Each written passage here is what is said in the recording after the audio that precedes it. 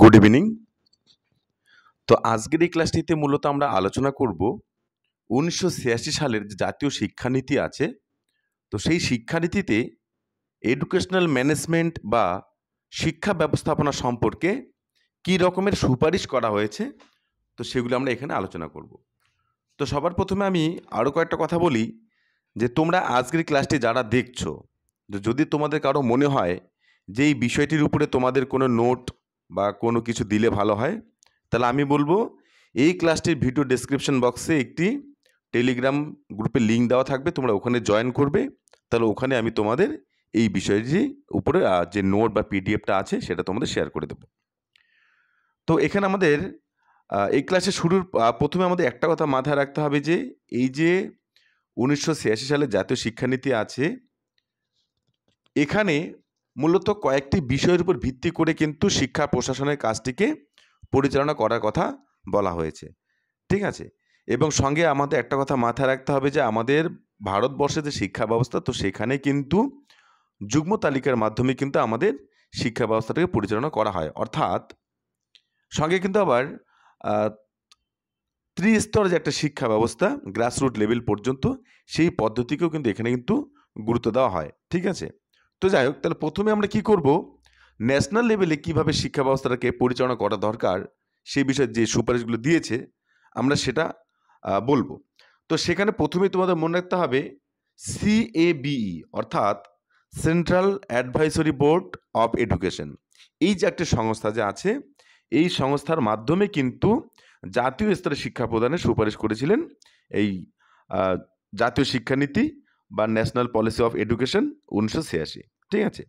তো সেখানে এই CABE যে আছে এর কাজ কি হবে, মোট কথা এই পুরো বা সমগ্র ভারতবর্ষের শিক্ষার উন্নয়নের যে মূল দায়িত্ব সেটা কিন্তু এই বোর্ডের উপরে কিন্তু দেওয়া হয়েছিল। এবং সেখানে এটা বলা হয়েছে যে এই যে CABE যে বোর্ডটি আছে, central advisory board of education, এখানে এটা বলা হয়েছে যে এই যে বোর্ডটি আছে এখানে যে সমস্ত কর্মীরা নিযুক্ত থাকবেন, তো তারাই কিন্তু নির্বাচন করবেন যে আমাদের দেশের শিক্ষার উদ্দেশ্য কী হবে, শিক্ষার লক্ষ্য কী হবে, এরকম বিষয়গুলো। এবং এই যে তারা যে লক্ষ্যটা যে ঠিক করলেন, এবং এই লক্ষ্যগুলো ঠিক করার পর কী করা হয়েছে যে তাদেরকে এটাও বলা হচ্ছে যে তোমরা কিন্তু মানে এই বোর্ডটির যে মেম্বার আছে তাদের কিন্তু HRD এর সঙ্গে কিন্তু একটা যোগাযোগ রক্ষা করার কথা বলা হয়েছে। HRD মানে হিউম্যান রিসোর্স ডেভেলপমেন্ট, এর কথা বলা হয়েছে। এবং সর্বশেষে আমরা যেটা বলবো যে এই যে CABE যে আছে এর উপরেই মূলত ভারতবর্ষের সমস্ত শিক্ষার দায়িত্ব ছিল, অর্থাৎ যে যে বিষয়ে পরিবর্তন আনা যায় বা আনা প্রয়োজন সেগুলো তারাই যেমন নির্ণয় করবে, সঙ্গে কিভাবে সেটাকে আরও এগিয়ে নেওয়া যায় এবং আরও উন্নত করা যায় তার জন্য কিন্তু তাদেরকে কিন্তু পদক্ষেপ বা ভূমিকা পালন করতে হবে, ঠিক আছে। তো এখানে আমরা CABE যে আছে এর একটা অবদান পাবো, বা এটাই হচ্ছে মূল কথা। এরপর এর সঙ্গে সঙ্গে এই যে ন্যাশনাল লেভেল যে আছে এখানে আরও কয়েকটি প্রশাসনিক দিকের কথা বলা হয়েছে। সেটা কি, সেটা হচ্ছে যে সর্বভারতীয় যে শিক্ষা ব্যবস্থা অর্থাৎ ইন্ডিয়ান এডুকেশন সার্ভিস যে আছে বা IES, এটা নিয়েও কিন্তু এখানে কিন্তু একটা মূল একটি সাংবিধানিক একটা শিক্ষার একটা বোর্ড বা একটা সংস্থা বা একটা এর লক্ষ্যকে সামনে রেখে শিক্ষা ব্যবস্থাকে পরিচালনা করার কথা বলা হয়েছে, ঠিক আছে। তাহলে আপনার এই যে শিক্ষা ব্যবস্থা যে আছে অর্থাৎ সর্বভারতীয় শিক্ষা ব্যবস্থা, এর মধ্যে এর মূল যে উদ্দেশ্য সেটা কি হবে, এর মূল উদ্দেশ্যটা হচ্ছে জাতীয় দৃষ্টিভঙ্গি একটা গঠন করা, অর্থাৎ আমাদের যেটা ভারতবর্ষের একটা জাতি বা নেশন, এই নেশন বেসড একটা কিন্তু শিক্ষা ব্যবস্থা গঠন করা কিন্তু কথা বলা হয়েছে। সঙ্গে কি বলা হয়েছে, সঙ্গে বলা হয়েছে এই যে IES অর্থাৎ ইন্ডিয়ান এডুকেশন সার্ভিস যে আছে এই সংস্থার সঙ্গে কিন্তু বিভিন্ন যে ভারতবর্ষের বিভিন্ন রাজ্যগুলো যে আছে তাদের যে একটা শিক্ষার কাঠামো তার সঙ্গেও কিন্তু একটা কিন্তু নিয়মিত যোগাযোগ একটা স্থাপনের কথা বলা হয়েছে। সঙ্গে শিক্ষা ব্যবস্থার লক্ষ্য উদ্দেশ্য কীরকম হবে এবং মূল্যায়ন পদ্ধতি কীরকম হবে এবং কীভাবে সেটা আরও সার্থক করা যায় ইত্যাদি একাধিক বিষয়গুলোও কিন্তু আমরা কিন্তু এখানে আলোচনার কথা বলা হয়েছে বা এরকম সুপারিশ করা হয়েছে আমরা দেখতে পাই, ঠিক আছে। তাহলে এই যে ন্যাশনাল লেভেল যে আছে এখানে তার আমরা CABE এটা পাবো, সঙ্গে HRD পাবো, সঙ্গে কি পাবো IES এটা পাবো, ঠিক আছে। এবং প্রত্যেকের কাজ কি হওয়া উচিত এটাই কিন্তু এখানে বলা হয়েছে। এরপর আমরা চলে যাব স্টেট লেভেল বা রাজ্য লেভেল। এবার রাজ্য লেভেলে কি বলা হচ্ছে? রাজ্য লেভেলে এটা বলা হচ্ছে যে যেমন ন্যাশনাল লেভেলে CABE আছে, তেমনি প্রত্যেকটা স্টেট লেভেলে বা রাজ্য লেভেলে SABE অর্থাৎ state advisory board of education নামে কিন্তু একটা বোর্ড বা সংস্থা, একটা বোর্ড, একটা এজেন্সি খোলার কথা বলেছে বা পরামর্শ দেওয়া হয়েছে। সঙ্গে কি বলা হয়েছে যে এই যে স্টেট অ্যাডভাইসরি বোর্ডটা যা আছে এর মূল কাজগুলো কি হবে? এর মূল কাজগুলো হবে অর্থাৎ রাজ্য স্তরে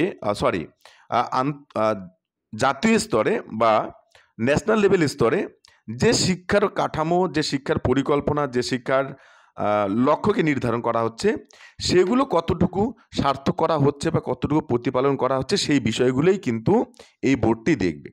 ঠিক আছে? সঙ্গে কি করা হচ্ছে? সঙ্গে করা হচ্ছে রাজ্যের যে আরও যে অন্যান্য যে শিক্ষা প্রতিষ্ঠানগুলো আছে সেগুলোতে কিভাবে এই শিক্ষার যে বিষয়গুলো যা আছে এগুলোকে গ্রহণ করা হচ্ছে এবং সেগুলো কি কি করণীয় সেই বিষয়ে কিন্তু পরামর্শ দেওয়ার ক্ষেত্রেও কিন্তু রাজ্য লেভেলের কিন্তু এই যে SABE এই যে একটা বোর্ড এটার কিন্তু অবদানের কথা বা ভূমিকার কথা বলা হয়েছে। ঠিক আছে? তারপর আমরা 3 নম্বরে ইস্যুতে চলে যাব, সেটা হচ্ছে যে ডিস্ট্রিক্ট এবং লোকাল লেভেল। তাহলে এখানে আমি কি বললাম যে গ্রাসরুট লেভেল অর্থাৎ যেখানে একটা থাকছে জাতীয় স্তর, রাজ্য স্তর এবং হচ্ছে এই যে জেলা স্তর বা স্থানীয় স্তর যে আছে, ঠিক আছে, বা স্থানীয় কর্তৃপক্ষের স্তর, এই পর্যায়ে স্তরের কথাও কিন্তু বলা হয়েছে। তাহলে এবার কথা হচ্ছে এই যে 3 নম্বর যে স্তরটা আছে তাহলে এদের কাজগুলো কি কি? এদের কাজগুলো হচ্ছে অর্থাৎ উচ্চ মাধ্যমিক স্তর পর্যন্ত শিক্ষা ব্যবস্থার সঙ্গে যে বিভিন্ন বিষয়গুলো আছে সেই প্রত্যেকটা বিষয়ে কারা দেখবে? ডিস্ট্রিক্ট এডুকেশন বোর্ড এটা স্থাপন করতে হবে এবং এরা দেখবে। এবং এদের মূল কাজ কি হবে? এদের মূল কাজ হচ্ছে শিক্ষার উন্নতির জন্য জেলা স্তর বিভিন্ন যে শিক্ষা প্রতিষ্ঠানগুলো আছে এবং রাজ্যের দ্বারা বা জাতীয় স্তরের দ্বারা বা জাতীয় দ্বারা যে সমস্ত শিক্ষা পরিকল্পনা, শিক্ষার লক্ষ্য, উদ্দেশ্য এগুলোকে ঠিক করা হয়েছে, এগুলোকে কি করে আরও প্রতিপালন করা হয় বা কীগুলোকে আরও বাস্তবায়িত করা যায় এই বিষয়ে কিন্তু এদেরকে দেখাশোনার কথা বলা হয়েছে। সঙ্গে কি করবে? সঙ্গে এই যে জেলা স্তরের শিক্ষা প্রতিষ্ঠান ওর সঙ্গে হচ্ছে রাজ্য স্তর এবং রাজ্য স্তরের সঙ্গে হচ্ছে জাতীয় স্তর, এই যে বিভিন্ন যে শিক্ষা প্রতিষ্ঠানগুলো আছে এদের সঙ্গে কিন্তু একটা কিন্তু যোগাযোগ বা সম্পর্ক স্থাপনের কথা বলা হয়েছে। ঠিক আছে? তো এটা আমরা এই স্তর পর্যন্ত গেলাম। এবার কথা হচ্ছে এই যে প্রত্যেকটি যে আমাদের যে বিষয়গুলো যে আছে এগুলোকে কি করতে হবে? এগুলোকে সঠিকভাবে নির্দেশনামূলকভাবে বা ইনস্ট্রাকশন হিসাবে একটা কিন্তু সবার কাছে পৌঁছাতে হবে বা তাদেরও কিন্তু কতগুলো বিবেচ্য কাজ আছে। ঠিক আছে?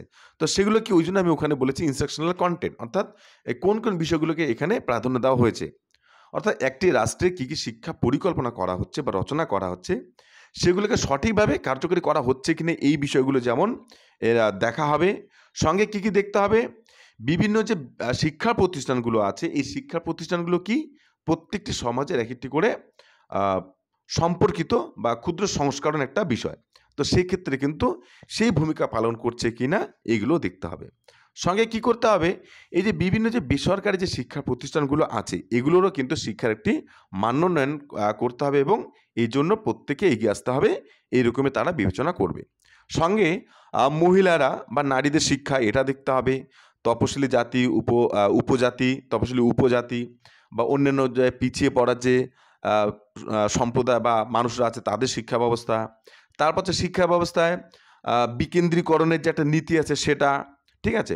তো এইরকম কিন্তু একাধিক বিষয়গুলোর উপরে কিন্তু এই আমাদের যে শিক্ষা প্রশাসনিক যে বিষয়টি আছে এগুলো কিন্তু সুপারিশ করেছে জাতীয় শিক্ষানীতি 1986 এই সংস্থা বা এই আইনটি। ঠিক আছে? বা নীতিটি। ঠিক আছে? এরপর কি রয়েছে? প্রধান শিক্ষক এবং মানে হেডমাস্টার বা head of the institution and the school complex অর্থাৎ কয়েকটি স্কুল মিলে কিন্তু নির্দিষ্ট লক্ষ্য পরিপূরণের জন্য বা শিক্ষাগত লক্ষ্য পরিপূরণের জন্য তাদের কিন্তু ভূমিকা পালন করতে হবে এবং এক্ষেত্রে এই যে প্রত্যেকটি হেড অফ দ্য ইনস্টিটিউশন যে আছে বা HOI যে আছে প্রত্যেক কিন্তু প্রশিক্ষণের দরকার।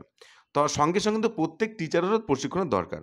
তো এই বিষয়টিও কিন্তু তাদেরকে দেখার কথা বলা হয়েছে। অর্থাৎ একটি শিক্ষা প্রতিষ্ঠানের সঠিক উন্নতির জন্য শিক্ষক, শিক্ষাকর্মী বা শিক্ষার্থী, অভিভাবক অর্থাৎ সমাজ বা পরিচালন কমিটি প্রত্যেকের সঙ্গে কিন্তু একটা সুসম্পর্ক বা সুযোগাযোগটি রাখার কথা বলা হয়েছে। ঠিক আছে? তো এটির মাধ্যমে যাতে শিক্ষা যাতে একটা সার্বিক উন্নয়ন ঘটানো যায়। এরপর কি রয়েছে? আ রয়েছে ভলেন্টারি এজেন্সিস এবং হচ্ছে এডিট এজেন্সি। অর্থাৎ যে সমস্ত স্বেচ্ছাসেবী সংস্থা আছে বা সাহায্যপ্রাপ্ত সংস্থা আছে বা প্রতিষ্ঠান আছে, প্রত্যেকের সঙ্গেই কিন্তু শিক্ষা ব্যবস্থা যাতে একটা যোগাযোগ থাকে।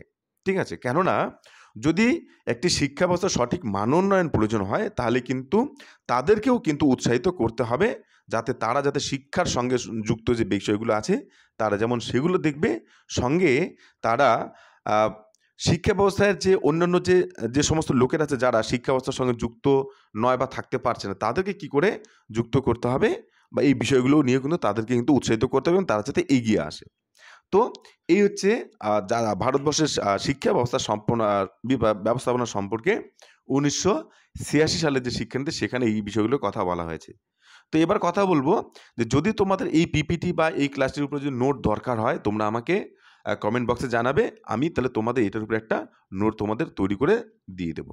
তাহলে যদি ক্লাসটি ভালো লাগে তাহলে অবশ্যই চ্যানেলটি সাবস্ক্রাইব করো। ঠিক আছে? তাহলে সবাই ভালো থেকো। ধন্যবাদ।